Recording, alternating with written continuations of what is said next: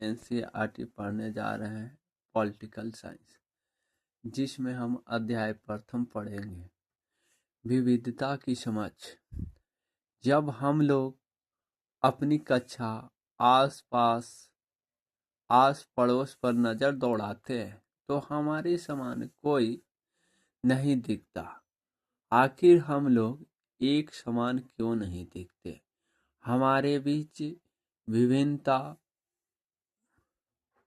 पाई जाती है। रंग रूप, रहन सहन, खान पान, वेशभूषा, जीवन यापन, भाषा एवं त्योहारों के अतिरिक्त और भी बहुत सारी भिन्नताएं हैं। कक्षा में बैठे हुए विद्यार्थियों के रंग रूप, वेशभूषा, शारीरिक आकार आदि में जो भिन्नताएं दिखाई देते वह आपकी कक्षा को विविधता प्रदान करते हैं। मित्रता। निशान अपने पिता के साथ पटना के बेली रोड स्थित अशियाना मोड़ के राम नगरी मोहल्ले में रहता था। इसी नुक्कड़ पर उसके पिता की एक किराना की दुकान थी। निशान पास के ही एक मध्य विद्यालय का छात्र था। कभी कभी वह अपने पिता की दुकान पर उनके कामों में हाथ बटाता था। उस दुकान पर पास के ही एक छात्रावास के कुछ लड़के अक्सर सामान खरीदने आया करते थे। लड़के दुकान के पास खड़े होकर कई बार आपस में अंग्रेजी में बातचीत किया करते थे। निशान उनको अंग्रेजी में बात करता देख आश्चर्यचकित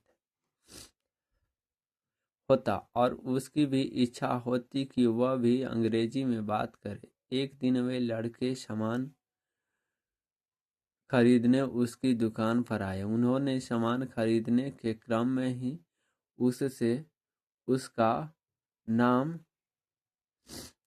पूछा तो उसने अपना नाम निशान बताया। अरे देखो, अपने साथी की ओर इशारा करते हुए लड़कों ने कहा, इसका भी नाम निशान है। दोनों निशान ने एक दूसरे से परिचय प्राप्त किया। एक निशान पश्चिमी कक्षा का छात्र था तो दूसरा निशान, जिसका पूरा नाम निशान अहमद था, इंजीनियरिंग अंतिम वर्ष का छात्र था, जो बिहार के किशनगंज जिले का निवासी था। एक दिन छोटे निशान ने बड़े निशान से अंग्रेजी सीखने की इच्छा जाहिर की तो बड़े निशान ने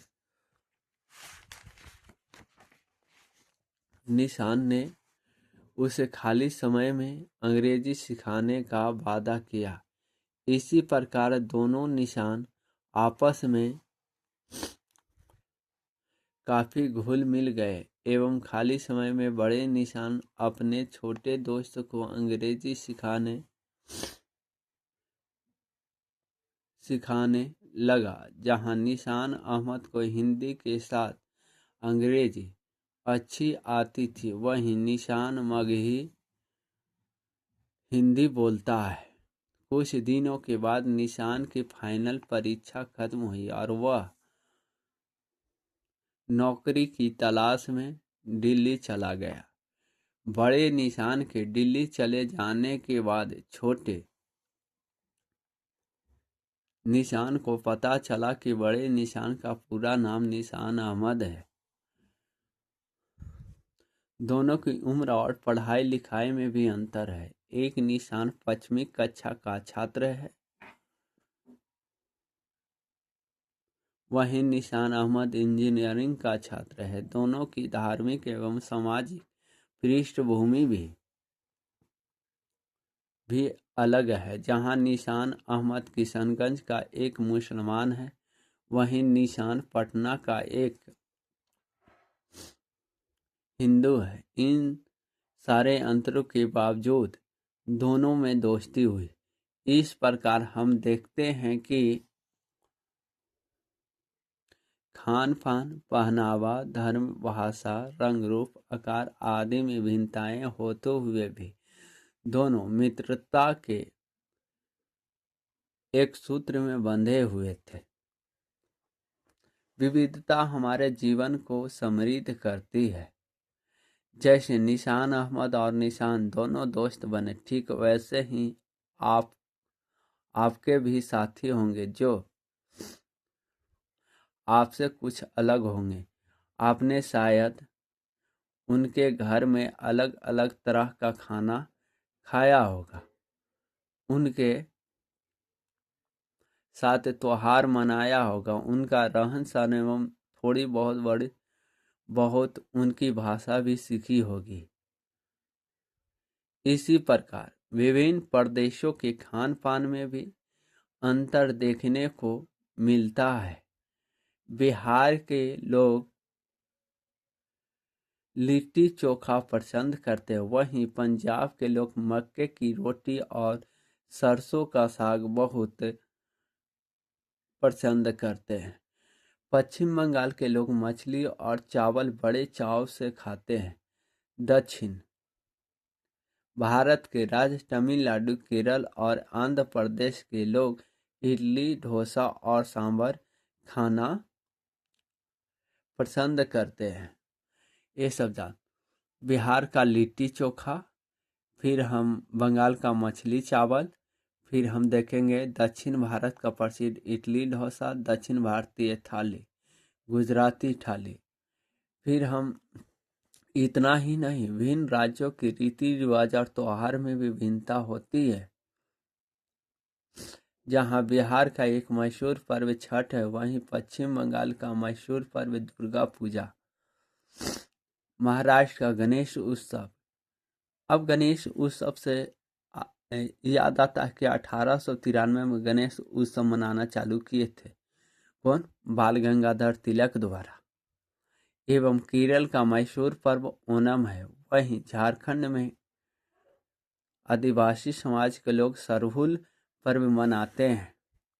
फिर हम देखेंगे कि बिहार का छठ पूजा, फिर झारखंड में सरहुल मनाते हुए लोग केरल में ओणम के अवसर पर नौका दौड़ होता है। फिर हम देखें पंजाब में लोहड़ी पर्व मनाते लोग, पंजाब में लोहड़ी पर्व मनाते प्रमुख त्योहार है। इस प्रकार हम देखते हैं भारत के विभिन्न राज्यों के निवासियों का खान पान, वेशभूषा, रीति रिवाज, त्योहार एक दूसरे से अलग होते हुए भी विविधता को दर्शाते हैं। बिहार भी विविधताओं से भरा पड़ा है। हम अलग अलग भाषा बोलते हैं, अनेक प्रकार का खाना खाते हैं, अलग अलग त्योहार मनाते हैं और भिन्न भिन्न धर्मों का पालन करते हैं।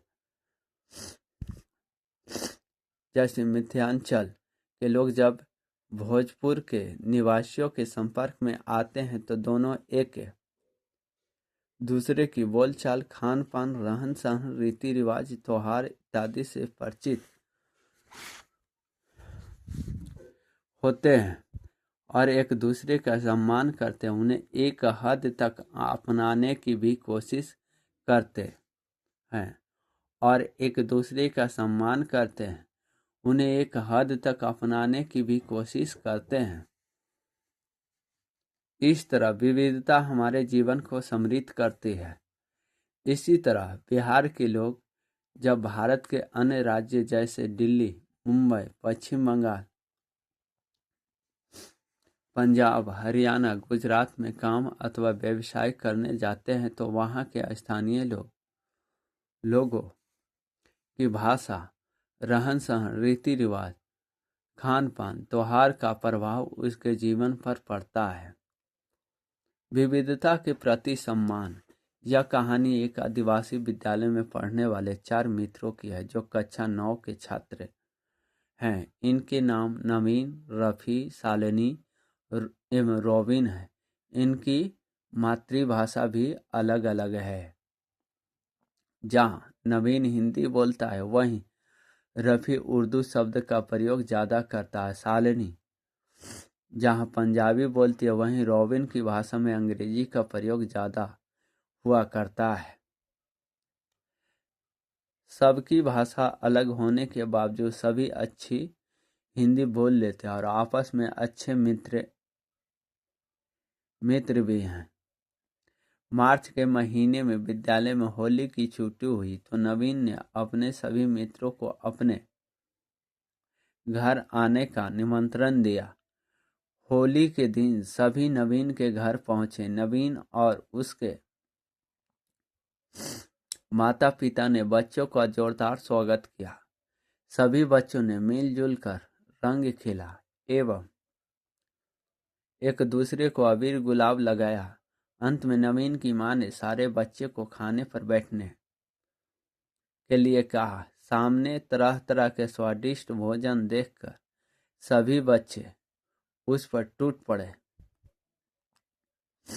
इसी प्रकार अगली बार सभी बच्चे क्रिसमस के मौके पर रॉबिन के यहाँ पहुंचे। रॉबिन के घर की सजावट देखकर सभी बच्चे बहुत खुश हुए। रात में सभी ने क्रिसमस ट्री को छोटे छोटे बल्बों से सजाया एवं सबने मिलकर केक पेस्ट्री का मजा लिया।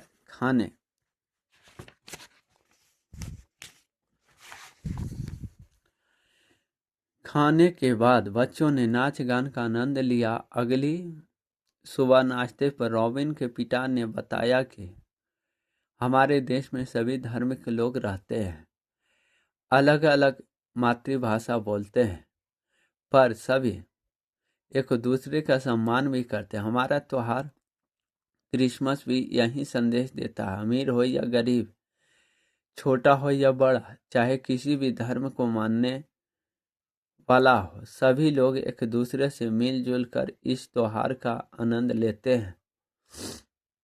लगभग 2 साल पहले की बात है। मध्य विद्यालय सारंगपुर जिला भोजपुर के बच्चे एक बार भ्रमण के लिए राजगीर गए। जब विद्यालय के बच्चे बेनवन पहुंचे तभी वहां एक दूसरा परिभ्रमण दल आया जो मध्य विद्यालय नहाट जिला सहरसा का था। भोजपुर के बच्चे भोजपुरी में बात करते हुए घूम रहे थे। तभी एक बच्चे का ध्यान सहरसा से आए हुए बच्चों की ओर गया जो आपस में बात कर रहे थे, परंतु उनकी बातें उसे समझ में नहीं आई। वह अपने एक साथी के साथ दूसरे दल के एक बच्चे के पास गया और पूछा, आप कौन सी भाषा बोल रहे हैं? दूसरे दल के बच्चे ने जवाब दिया, मैं सहरसा जिले का हूँ और मेरी मातृभाषा मैथिली है। दोनों दल के बच्चे एक साथ हिंदी में बात करते हुए घूमने लगे। दोनों दल के बच्चों के बीच आपस में काफी मित्रता हो गई। जब बच्चे जलपान के लिए अपने अपने शिक्षकों के साथ बैठे तो उन्होंने बताया कि दूसरा दल जो हम लोगों के साथ घूम रहा था उनकी मातृभाषा मैथिली है। फिर शिक्षक महोदय ने बताया, हमारे राज्य बिहार में न सिर्फ हिंदी बल्कि भोजपुरी, मगही, मैथिली, अंगिका, बजिका इत्यादि भाषा भी बोली जाती है। आपको यह जानकर आश्चर्य होगा कि पूरे भारत में 1652 से भी अधिक भाषाएं बोली जाती है। हम लोग बहुभाषी हैं। आमतौर पर हम सभी एक से अधिक भाषाओं का इस्तेमाल करते हैं, इसलिए आप आसानी से संपर्क हो जाता है। आमतौर पर हम सभी एक से अधिक भाषा बोलते हैं। एक अलग अलग राज्यों में अलग अलग भाषाओं में कामकाज भी किया जाता है। संविधान के 8वीं अनुसूची में 22 भाषाओं को सम्मिलित किया गया है।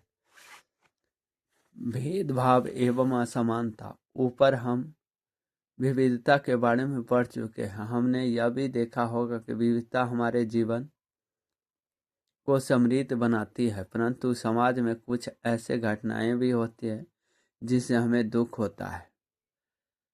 क्योंकि कुछ लोग अपने विचारों को ही श्रेष्ठ समझते हैं और दूसरों को हीन दृष्टि से देखते हैं। समाज में व्याप्त अशिक्षा, विश्वास, अंधविश्वास, गरीबी, स्वार्थ आदि के कारण भेदभाव एवं